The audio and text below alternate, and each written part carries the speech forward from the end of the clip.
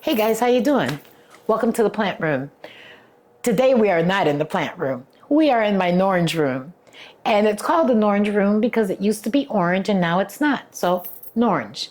As my husband plans around, you can see my obsession with plants. But don't judge. I love plants. Today, I'm going to give you an update on these cuttings that I bought back in March. So if you like this type of content, stick around.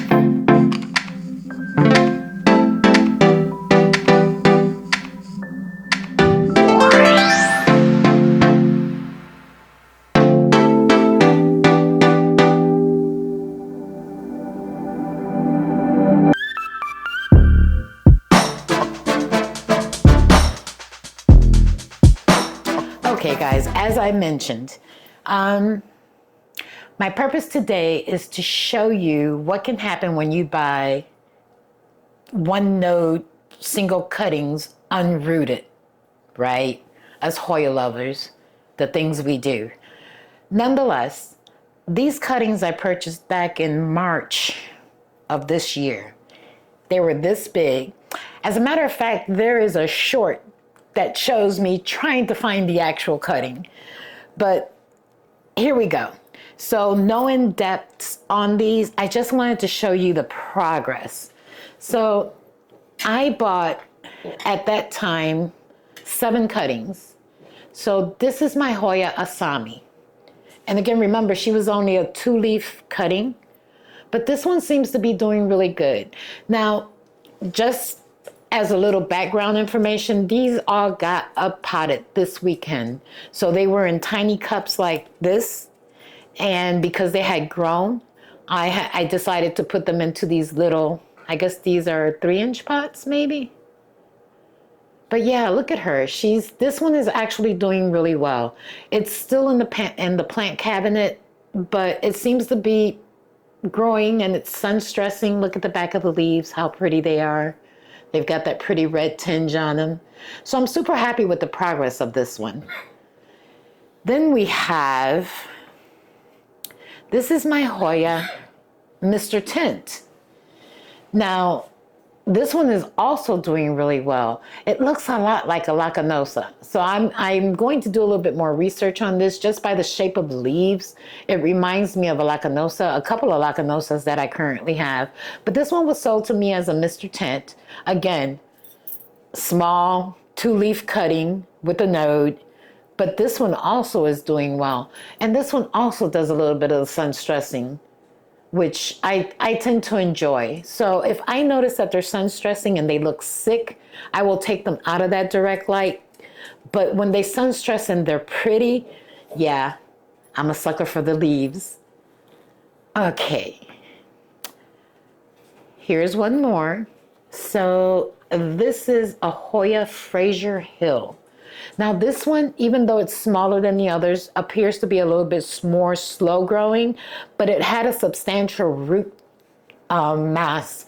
So I did decide to repot this one. And as you can see, she's putting out baby leaves, which is so adorable. The leaves are so tiny, but she's growing well. And I'm super happy with this one. No sun stressing here. It's off to the side of the light, but she seems to be very happy and she's progressing, which is good. Then we have, I am going to butcher this name, but I love this Hoya. This is a Tinjun, let me see if I can say this right. Give me a minute here. A Tinjungenus? I think that's close. This one is the one that you'll actually see me trying to find in the cotton when it got here. I like small leaf Hoyas. I think they're adorable, and this one is no exception to that. Look at the tiny leaves, but look at the pattern on the leaves.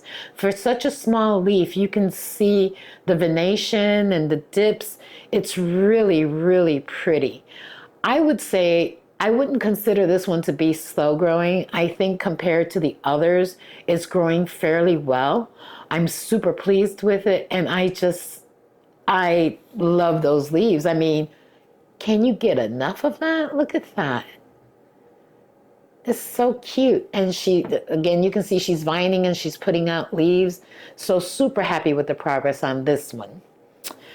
Then we have, I am not even going to try to say this name. I'm going to face it that way so y'all can see. That's one word. It just didn't fit as one word on the little label. But I have the cousin to this plant. There's another Hoya that is very similar to this one. And in my experience, when I first got it, it was very slow growing, very much like this one. But in retrospect, based on what I received as a cutting, it is doing really, really well. I'm super happy with the progress that it's made. I love the little crinkle in the leaves. This just very different is the best word I have for that. She is vining and she is putting out, I don't think the camera can capture that, but she's got two itty bitty tiny leaves right there. If I put my nail, maybe you can focus on that. Right there on the vine. But yeah, this one is cool. And you know, I all of these plants I did want to get larger specimens, but a fuller plant in a 3-inch pot in most cases were double digits, and they were just, I don't know. In my opinion, I didn't want to pay that much for something that might die. And I think that sometimes when you buy from cuttings, you get a better feel as to how the plant is going to grow and what you need to make it thrive. With these 5 that are right here, that has been my experience. But I'm going to show you a couple of failures from that group.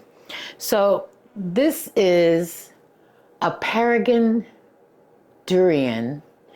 Now, I had this in moss.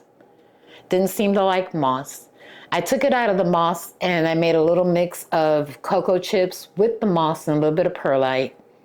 That seemed to do better, but it is just not growing. So all of these were bought at the same time. This is still in the same condition that I got it in. Now, from what I understand, this plant can be a little slow growing, but slow is ridiculous in this case. It's just non-existent. It is not growing. So I would have to say that this one for me is a complete failure, while it's still trying to root, because I did take it out of here. At one point I thought it was dying. So I took it out to see what the roots look like. And it does have roots, but it's like she doesn't have roots. It's a couple little strings here and there, and that's about it. It's still in the cabinet and it's getting indirect light. But as you can see, there's not much there.